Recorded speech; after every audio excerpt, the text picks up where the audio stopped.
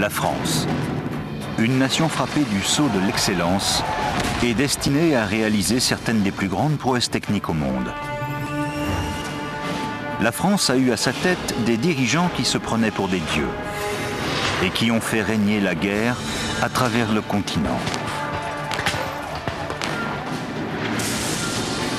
Sa quête de la perfection a poussé cette nation à construire à d'incroyables échelles.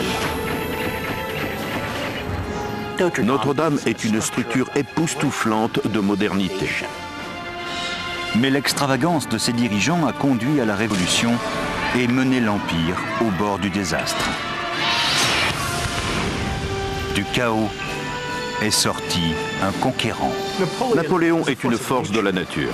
Son seul but, un empire à l'échelle de Rome.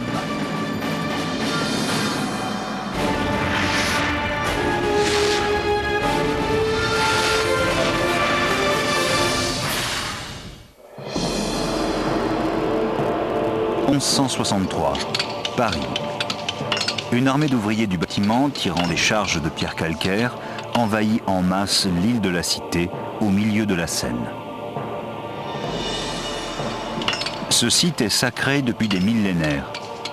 C'était jadis un lieu de culte druidique, avant d'être transformé en temple romain à la gloire de Jupiter. Plus tard, il allait devenir un pont de ralliement pour les pèlerins chrétiens honorant Saint-Denis, qui y fut torturé avant d'être décapité. Le roi de France vient d'ordonner la construction d'une nouvelle cathédrale qui fera l'envie de toute l'Europe. Ce roi, c'est Louis VII. La cathédrale Notre-Dame, parmi les plus somptueuses jamais construites. Allons au fond de le petit, le jour de gloire est arrivé. The day of glory has arrived. Bonjour, je m'appelle Peter Wheeler. J'ai appris la Marseillaise, cet hymne passionné, il y a une quinzaine d'années, quand j'ai décidé de venir passer quelque temps à Paris pour retracer les étapes de la Révolution française. Mais l'héritage immédiat de la Révolution française n'a pas été des jours de gloire. C'était le règne de la terreur, qui a laissé la France dans le chaos politique, avec des cadavres sans tête.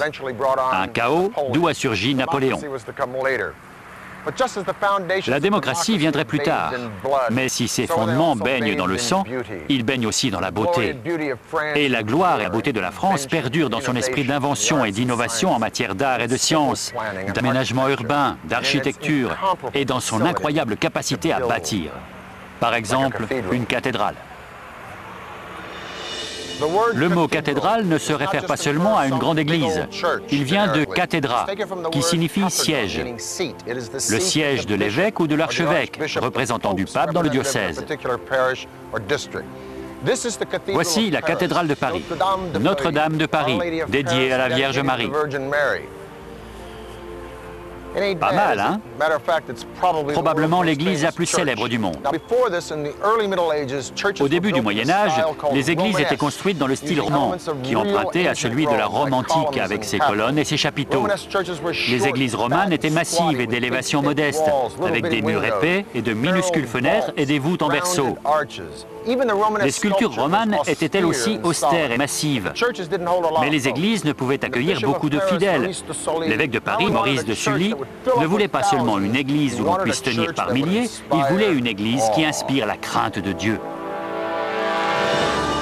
En France, De Sully était une figure emblématique de la chrétienté. Après des années de lutte sanglante, l'évêque de Paris et Louis VII voulaient asseoir leur contrôle sur les terres féodales de France.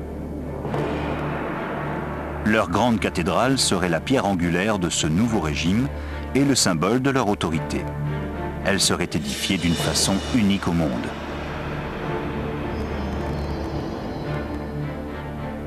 Maurice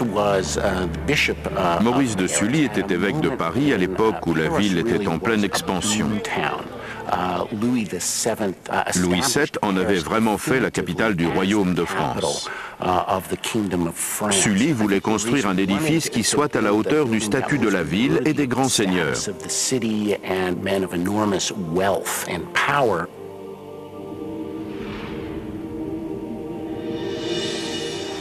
Les 2 siècles qu'il a fallu pour construire Notre-Dame, du XIIe au XIVe siècle, constituent une période dite gothique.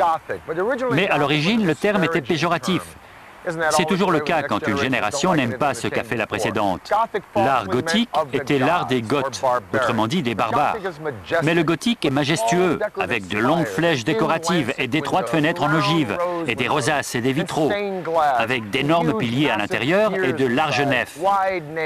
Le gothique, c'est d'abord un élan vertical.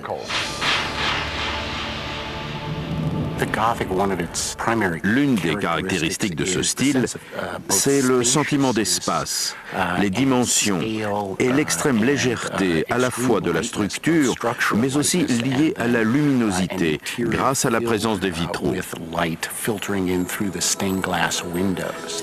Cela offrait une nouvelle vision du paradis aux fidèles.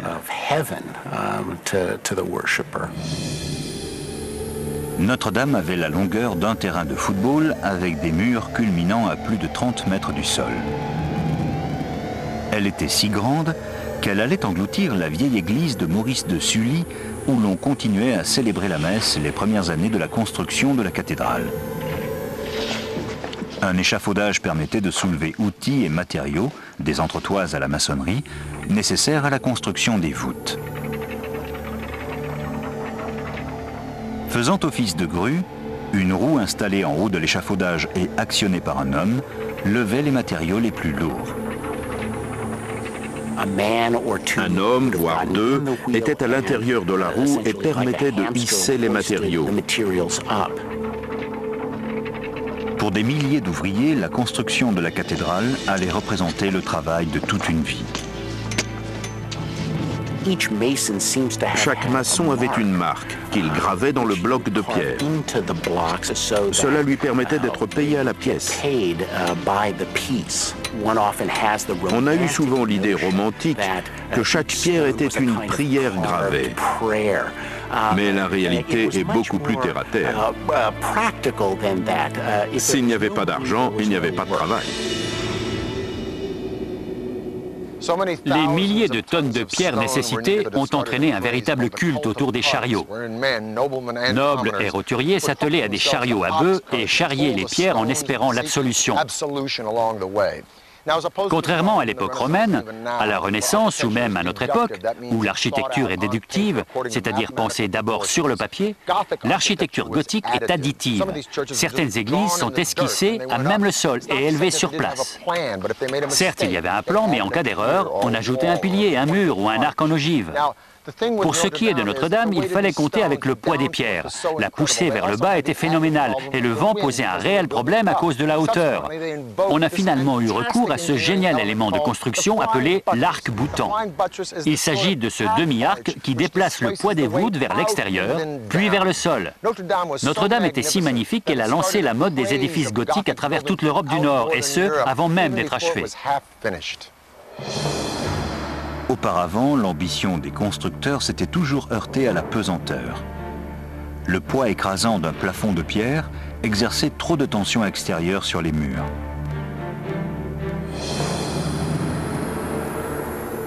Tout a peut-être débuté par une sorte d'échafaudage ingénieux pour soutenir les murs. Mais alors que les architectes couchaient sur le papier leurs brillants plans à l'ombre de la structure qui s'érigeait, la solution de l'arc-boutant s'imposa comme un élément de construction déterminant. Ainsi, les murs porteurs purent accueillir de larges ouvertures pour de magnifiques fenêtres, ce qui était impossible auparavant. Ils n'auraient pas été assez solides. En 1190, les murs sud et nord de la nef, ainsi que les voûtes inférieures, étaient érigés. Les tours étaient également avancées et s'élevaient à la hauteur de la grande rosace ouest, sans doute le vitrail le plus célèbre au monde.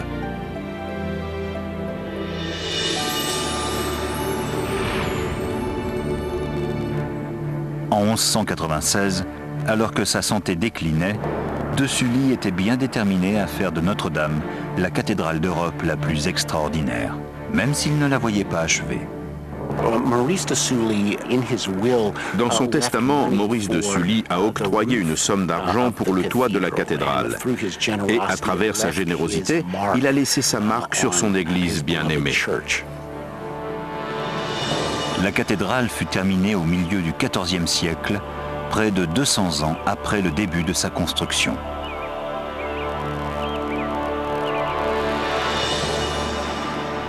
C'était le symbole d'un empire naissant. Sa splendeur et sa beauté annonçaient les glorieuses conquêtes à venir.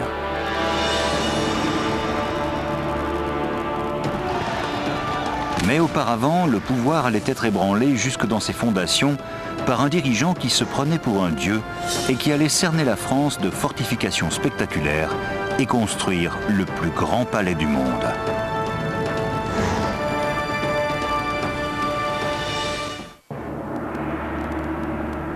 « 1648. Une nouvelle famille règne sur la France, la Maison de Bourbon. Le pays sort de plusieurs siècles de guerres sanglantes et d'épidémies de peste. Le nouveau roi a tout juste 9 ans. Il s'appelle Louis XIV. Il commence son règne alors que les nobles qui ont perdu la lutte pour accéder au pouvoir ne veulent pas accepter leur défaite. Avec un jeune garçon à la tête de l'État, ils entrevoient une opportunité. Les nobles se révoltent, forçant le jeune roi et les siens à prendre la fuite. Mais la famille royale reprend le pouvoir et Louis jure qu'il ne laissera plus jamais personne défier son autorité.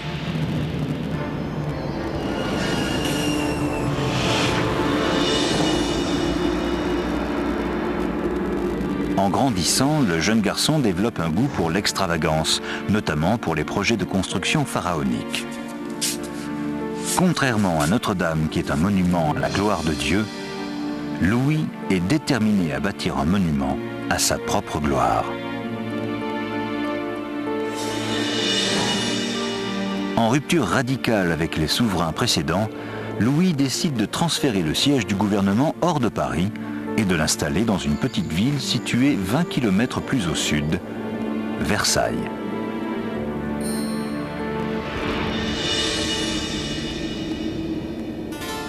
En 1661, les architectes commencent à travailler sur un colossal complexe de bâtiments qui deviendra le centre nerveux de l'Empire.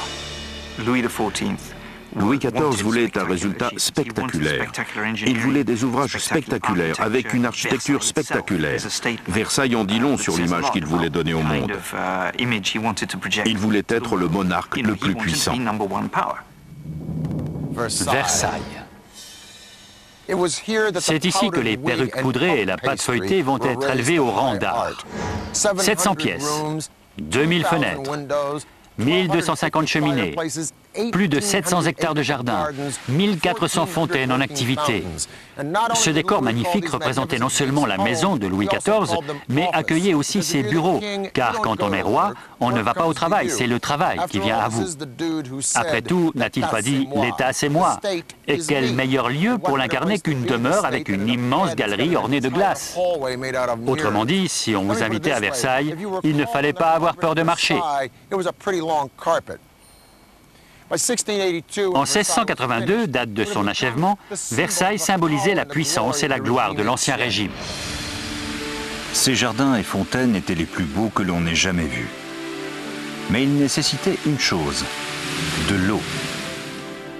Pour résoudre ce problème, Louis XIV passa commande de son ouvrage d'art le plus spectaculaire, la machine de Marly.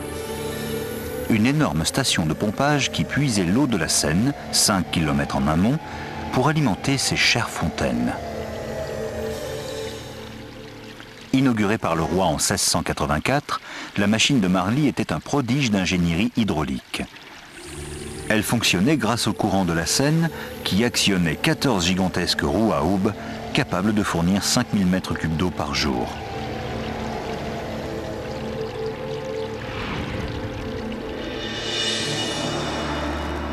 Louis XIV se considérait au-dessus des simples mortels.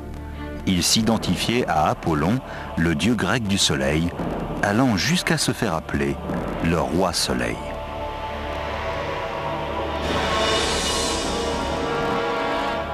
Alors que Louis XIV s'attribuait tous les pouvoirs dans son pays, il gardait un œil sur le reste de l'Europe. Louis XIV était un agresseur dans une Europe où la France était déjà la puissance dominante. Pour réaliser ses rêves de domination, le monarque français fit appel à l'un des plus grands ingénieurs militaires du monde, Sébastien de Vauban.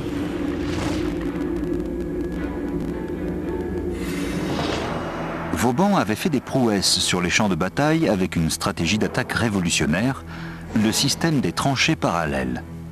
Elle permettait d'épargner de nombreuses vies et allait changer la façon de faire la guerre pendant des siècles.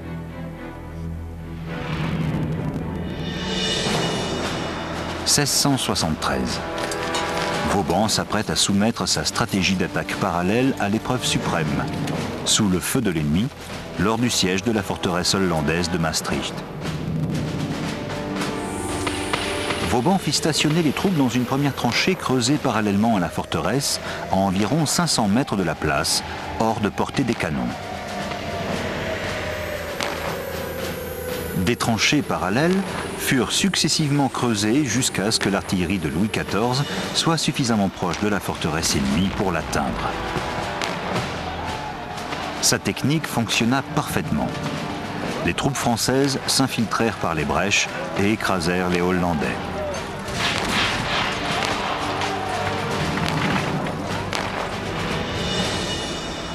La nouvelle stratégie guerrière de Vauban entraîna victoire sur victoire et permit à Louis XIV de se rendre sur le front. Un exercice périlleux pour les monarques l'ayant précédé. Vauban lui offre la possibilité d'être le vainqueur. Les plus belles attaques orchestrées par Vauban sont celles où le roi est présent. À chaque printemps, Louis XIV prenait la tête de son armée pour assiéger les villes frontalières. Une grande partie de la cour l'accompagnait, y compris son épouse et sa favorite. Les tactiques de siège de Vauban permirent à Louis XIV de repousser les frontières de son royaume. En matière de défense, la construction ou la restauration de 300 forteresses à travers le pays protégèrent la France des attaques extérieures. Dans la Rome antique, la forme géométrique par excellence de la construction était le cercle ou le carré, pour leur précision et leur symétrie. Nous parlerions aujourd'hui de structure de base. C'est ce qui a inspiré Vauban pour l'édification de ces citadelles, qui avaient la forme d'une étoile.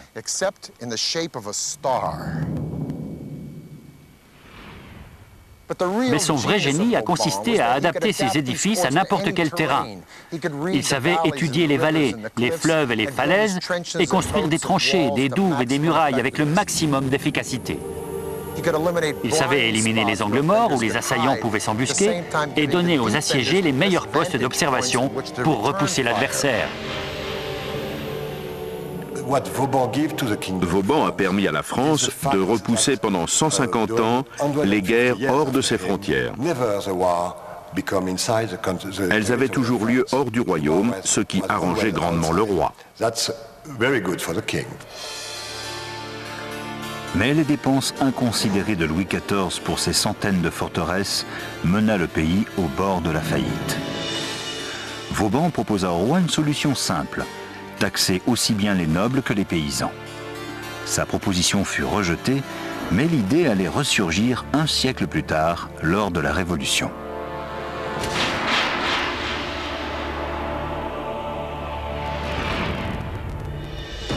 En attendant, Louis XIV était le plus puissant monarque du monde.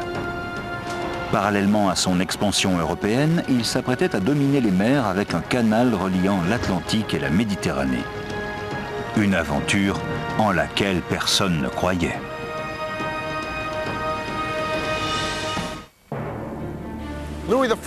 Louis XIV a dompté la nature aussi facilement qu'il a bâti son empire. Il a créé les parcs et jardins de Versailles là où tout n'était que marais. Il n'a pas hésité à détourner le cours des rivières pour alimenter ses 1400 fontaines. Mais pendant leur construction, un percepteur de l'impôt sur le sel, Pierre-Paul Riquet, faisait d'autres rêves aquatiques. Il rêvait de relier la Méditerranée et l'Atlantique grâce à une voie navigable qui traverserait la France entière. L'influence de la France sous le règne de Louis XIV était si grande que le français devint la langue parlée par les lettrés d'Europe et la langue de la diplomatie parmi les monarchies européennes. Mais Louis XIV détestait l'idée de dépendre de ces monarchies, en particulier de l'Espagne, qui avait accès à la Méditerranée et à l'océan Atlantique. Pierre-Paul Riquet, ce fermier des Gabelles, animé d'un grand rêve, allait résoudre le problème grâce au canal du Midi, qui non seulement relierait la Méditerranée et l'Atlantique, mais ouvrirait la voie à la révolution industrielle du XIXe siècle. Avoir un canal était alors un atout indispensable à tout pays qui voulait s'enrichir.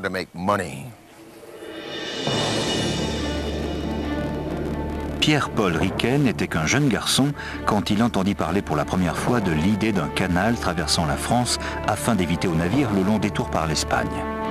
Il se l'appropria et ne la lâcha plus. Riquet ne devait pas être facile à vivre, car il était très pris par son projet. Il était obsédé par ce canal. Quelque chose en lui le poussait à construire, à bâtir un ouvrage qui passerait à la postérité. 1662. Après avoir fait fortune dans la collecte d'impôts pour le roi, Riquet, âgé de 52 ans, est prêt à sortir de sa retraite dorée pour entrer dans l'histoire du génie civil. Il a trouvé une solution ingénieuse à l'un des problèmes les plus déroutants du siècle. Comment faire en sorte que le canal soit toujours approvisionné en eau?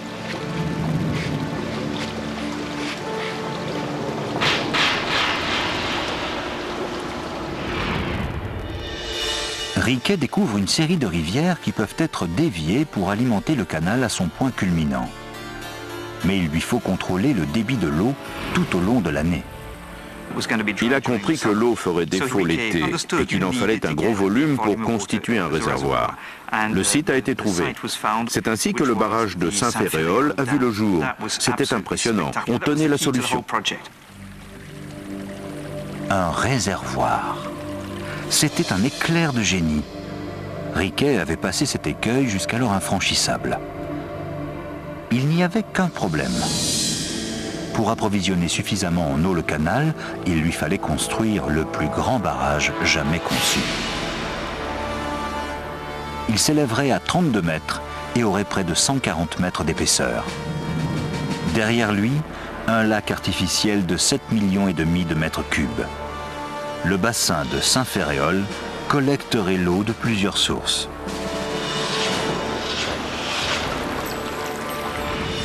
Sur le papier, tout semblait parfait. Mais il n'y avait qu'un homme sur Terre assez riche pour financer l'audacieux projet de Riquet. Pour accéder au roi, Riquet devait approcher son tout-puissant contrôleur des finances, Jean-Baptiste Colbert. Il dessina des plans qu'il présenta à Colbert. Colbert en reconnut immédiatement le potentiel pour remplir les coffres de l'État. Restait à convaincre le roi, qui trouva l'idée excellente. Le canal serait un projet prestigieux à la hauteur de son règne. Louis XIV a très bien compris le potentiel de l'architecture dans la confection d'une image qui incarnerait non seulement son autorité et son statut personnel, mais aussi ceux de son royaume.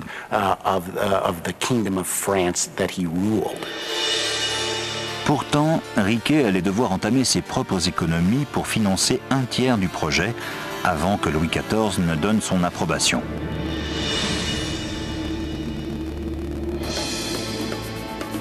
En 1666, sans aucune formation d'ingénieur, Riquet se lança dans une tâche ardue, construire son gigantesque canal. Il commença la construction du lac de Saint-Ferréol, qui dura 4 ans. Tandis que l'on construisait le lac artificiel et le système d'alimentation, on posait la première pierre du canal à Toulouse le 17 novembre 1667.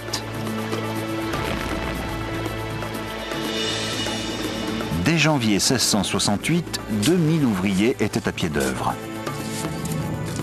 Au plus fort de la construction du canal, Riquet employait 12 000 ouvriers, parmi lesquels 600 femmes, en raison d'une pénurie de main-d'œuvre masculine. Afin de s'assurer une main-d'œuvre nombreuse et compétente, il payait bien au-dessus des tarifs alors en vigueur, fournissait des logements à des prix abordables et donnait même des jours de repos ou des arrêts maladie. Il a introduit une sorte de sécurité sociale avant l'heure. Il y avait des congés payés, ce qui était inouï pour l'époque. Il était très en avance sur son temps, mais il le fallait s'il voulait inaugurer le projet dans un délai raisonnable. Très vite, le projet titanesque de Riquet et sa politique sociale généreuse attirèrent les critiques. Les détracteurs de Riquet l'accusèrent de gaspiller les deniers de l'État à sa propre gloire et pour un projet voué à l'échec. Même Colbert émit des doutes. En 1677, 10 ans après son lancement, le projet connut une crise alors que le canal s'approchait du versant sud de la colline d'Anserune. Riquet proposa une nouvelle idée audacieuse. Creuser un tunnel pour y faire passer le canal en utilisant des explosifs.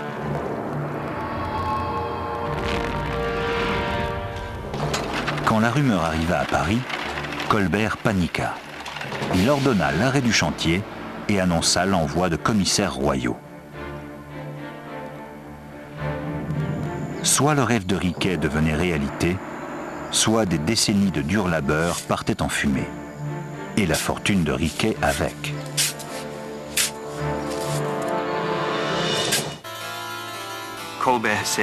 Colbert lui a dit « Nous ne croyons pas au succès de cette entreprise ». Riquet aurait alors augmenté le nombre d'hommes et de femmes travaillant au projet. Quand les commissaires royaux sont arrivés, environ 2 semaines plus tard, il avait réussi à percer la colline et démontrer la faisabilité du projet.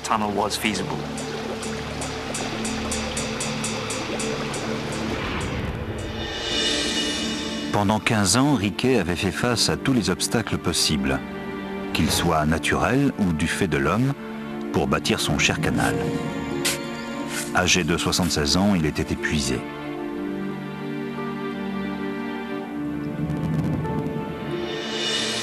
Le 1er octobre 1680, Riquet, gravement malade, appela son fils à son chevet et lui demanda « Où en est le canal ?»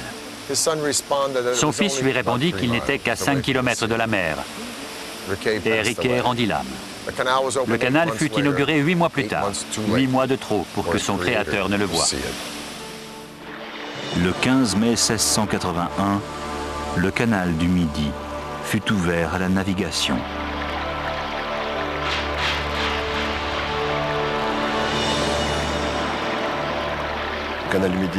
Le canal du Midi est un chef-d'œuvre. La solution du transport fluvial en France est restée la meilleure des solutions jusqu'à aujourd'hui. Le canal du Midi en a ouvert la voie. Le canal du Midi, un projet parmi les dizaines que réalisa Louis XIV dans sa quête de puissance et de gloire. À la fin de son règne, ses dépenses excessives avaient conduit la France au bord de la faillite. Son régime autocratique et ses dettes immenses allaient semer les graines de la révolte un siècle plus tard.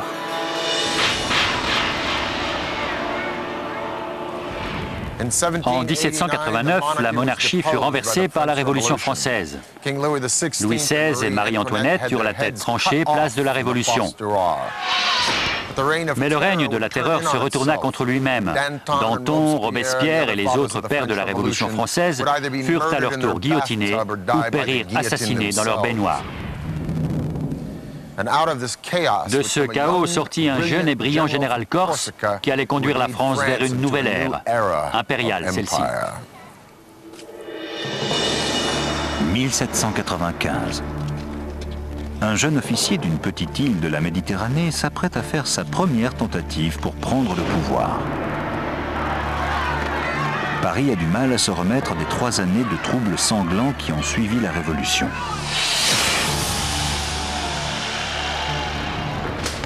Son règne va enflammer l'imagination du peuple français et en faire l'un des plus grands conquérants de l'histoire universelle. Son nom, Napoléon Bonaparte.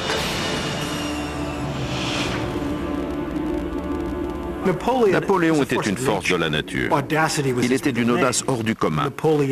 Il s'est imposé à l'Europe avec une telle autorité qu'il a marqué l'histoire comme peu d'autres l'ont fait, à part César. L'ascension de Napoléon est fulgurante. En un an, il passe du rang de commandant de l'armée de l'intérieur à celui de commandant en chef de l'armée d'Italie. En 1796, l'Autriche attaque les troupes françaises en Italie. Napoléon transforme une armée peu motivée et famélique en véritable force. Il remporte bataille sur bataille contre l'Autriche, reconquérant la majeure partie du nord de l'Italie et faisant même capituler la sérénissime République de Venise. Lorsque Napoléon revient à Paris, c'est un héros. Il s'empare alors du pouvoir. Mais après 10 années de boucherie dans le sillage de la Révolution française, le peuple de Paris et de France est prêt à l'accueillir en sauveur. En 1804, Napoléon est couronné empereur à Notre-Dame. Il existerait un dessin préparatoire de Jacques-Louis David où l'on voit Napoléon prendre la couronne des mains du pape et se couronner. Il se serait tourné vers son frère pour lui dire « Si papa pouvait nous voir ». Malgré cet égo surdimensionné, Napoléon ne voulait pas ériger de monument à sa gloire. Il en fit pourtant bâtir un. 70 000 tonnes de pierre en forme d'arc modelé d'après l'arc de Titus dans le Forum romain. Il allait s'appeler l'Arc de Triomphe.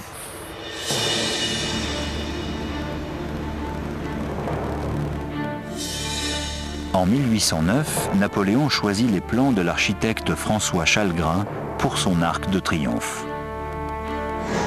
Pour son emplacement, il opta pour l'extrémité ouest de l'avenue des Champs-Élysées, sur la place de l'Étoile.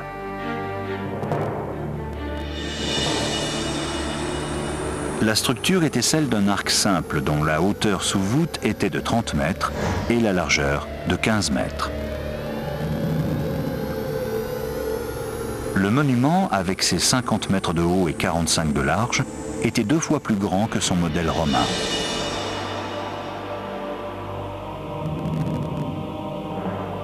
À la base des piliers de l'arc se trouvent 4 gigantesques hauts-reliefs commémorant la Révolution et les guerres napoléoniennes.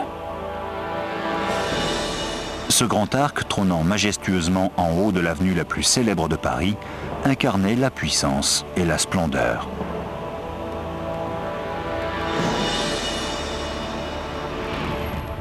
Napoléon était un autodidacte, ce qui correspondait à bien des égards aux valeurs de la Révolution. Ce genre d'individualisme effronté faisait l'admiration des gens.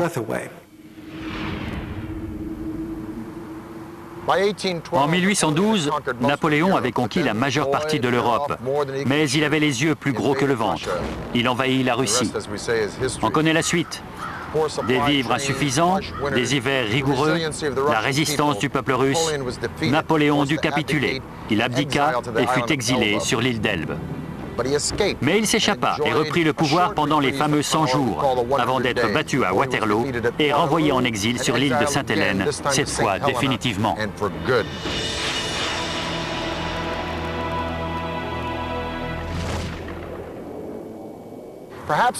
Peut-être en raison du respect et de la crainte que ressentaient les Français à l'égard de Napoléon, on poursuivit la construction de l'Arc de Triomphe, qui fut achevé en 1836. Le monument devint l'emblème de la France, jusqu'à ce qu'une étrange structure d'acier efflanqué change à jamais la physionomie de la ville.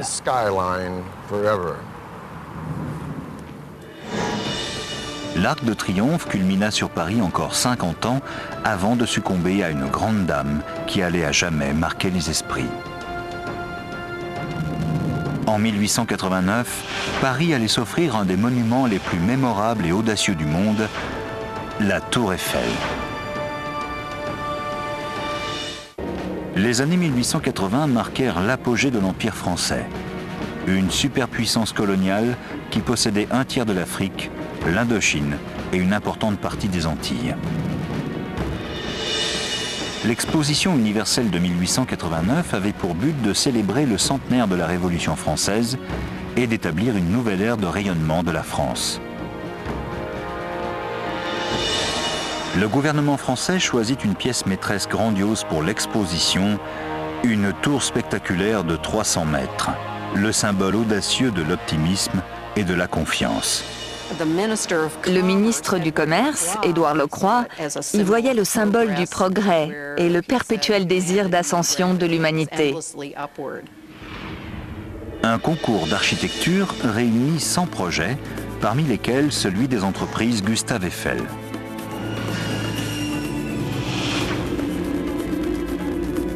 Depuis les années 1830, c'est en vain que les ingénieurs s'étaient évertués à construire une telle tour. La réputation internationale d'Eiffel comme fantastique constructeur de ponts gigantesques et de mégastructures et son élégant projet de tour en firent le vainqueur sans conteste. Mais la tour de Gustave Eiffel n'était pas du goût de tous. Dès que les plans furent rendus publics, une énorme protestation se fit entendre parmi les artistes et les intellectuels parisiens. On la trouvait laide, industrielle, inutile. C'était un affront au paysage parisien et à tous ces merveilleux monuments classiques. Aujourd'hui, nous sommes habitués à la tour Eiffel, mais à l'époque, elle détonnait vraiment dans le paysage. Gustave Eiffel s'apprêtait à transformer le concept même de la construction d'édifices, mais aussi la physionomie d'une ville entière. La tour allait être le précurseur des gratte-ciel, et ce n'était pas du goût de beaucoup de Parisiens, tout comme 100 ans plus tard, la pyramide de Paye devant le Louvre. Mais les détracteurs de la tour Eiffel n'étaient pas seulement des âmes bien pensantes. Il s'agissait d'architectes et d'écrivains de renom. Guy de Maupassant aurait déclaré « J'irai y manger car c'est le seul endroit de Paris d'où je ne la vois pas ». La tour Eiffel allait mesurer 300 mètres de haut, la plus grande structure construite par l'homme dans le monde. En janvier 1887, Eiffel lança le chantier au Champ de Mars, sur la rive gauche de la Seine, et rencontra son premier problème. Des échantillons de sol pour le futur emplacement des 2 piliers au bord du fleuve étaient humides et poreux. Un sérieux obstacle pour une tour de 7000 tonnes. La solution d'Eiffel, une approche novatrice pour ancrer dans le sol sa gigantesque tour. Pour les fondations au bord du fleuve, il enfonça des caissons métalliques étanches sous le niveau de l'eau jusqu'à la roche solide, afin que les ouvriers puissent travailler. Les fondations furent posées en diagonale, afin que les 4 énormes piliers de la tour exercent une poussée uniforme.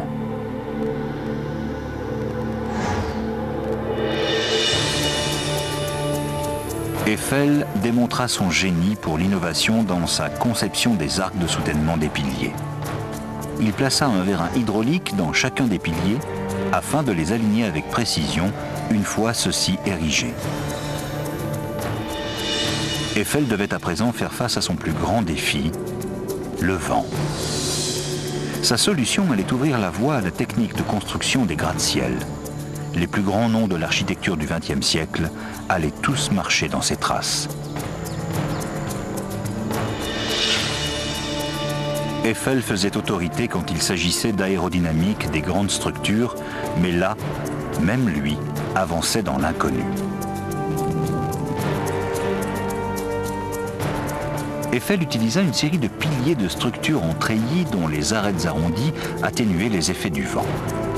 La tour fut conçue de manière à ne pas osciller de plus de 12 cm sous les plus fortes rafales.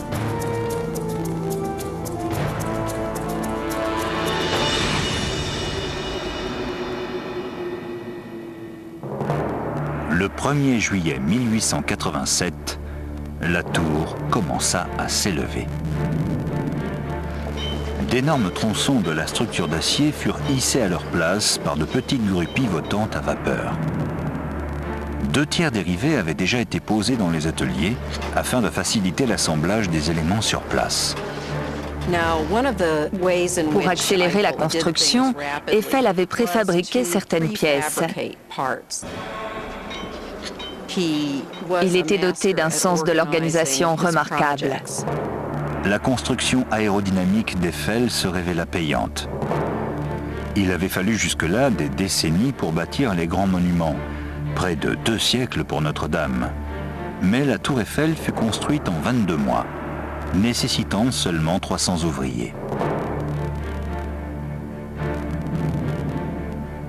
En 1889, date de son achèvement, le chef-d'œuvre de Gustave Eiffel détrôna la grande pyramide de Khéops en Égypte et devint le plus haut édifice du monde, record qu'elle conserva jusqu'en 1930, où elle fut à son tour détrônée par le Chrysler Building de New York.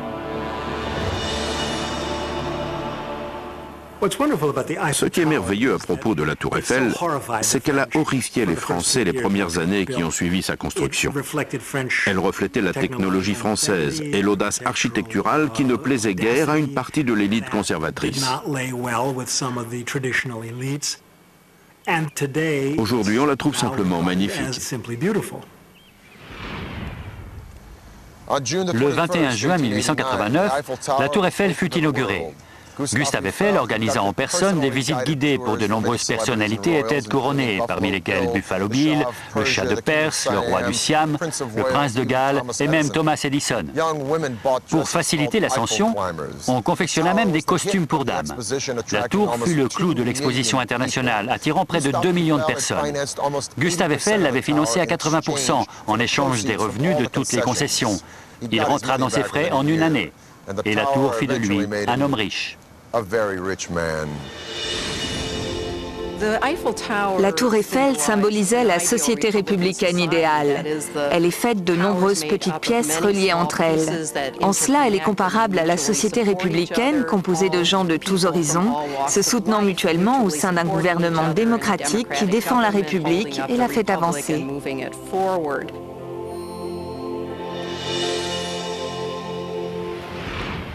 Malgré la mauvaise humeur des chauffeurs de taxi parisiens, j'adore cette ville et j'adore la France. De toute façon, les chauffeurs de taxi sont grincheux dans tous les pays. Si je pouvais remonter le temps, ce que j'aimerais faire par-dessus tout, ce serait de passer un week-end à Versailles en compagnie de Louis XIV, ou boire un café avec Victor Hugo, l'un de mes héros, ou regarder Cézanne peindre, ou encore Rodin sculpter. En attendant, je suis ravi de prendre mon café en admirant Notre-Dame, ou les vitraux de la cathédrale de Chartres, ou les yeux rivés sur la Tour Eiffel, en me demandant comment ils ont fait pour arriver à obtenir une poussée de 4,5 kg par centimètre carré sur les principaux points d'appui. La grâce, le style et le raffinement français ont perduré de Charlemagne jusqu'au XXIe siècle. Comment font-ils? Certains parlent d'arrogance. Moi, je parlerai de confiance. Vive la France. C'était Peter Weller.